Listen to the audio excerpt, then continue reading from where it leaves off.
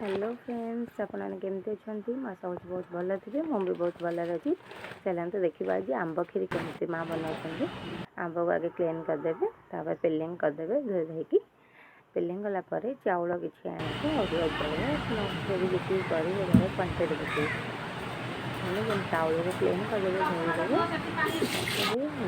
बनेइले चाउल पड़गला चाउल है आंब पकड़े कहीं आंब पड़गला चाउलटा फेटनी से क्षीर हो पारनी आपने चाउल पकईकि फुटीगला आंब पकड़े तापर लुण पकड़े चीनी देदेवे लुण आप स्वाद अनुसार देवे घाटू थे बार बार कहीं यहाँ जल्दी लगी जाए से पकड़ा बार बार बार बार डंकार घाटू थे देखु आमर खीरी परफेक्ट हो आसलानी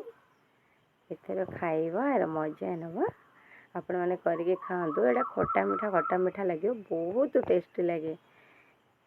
बहुत टेस्टी मुझे तो बहुत बार खाई आपने थे एमती बन खातु देखिए बहुत बढ़िया लगे बाय।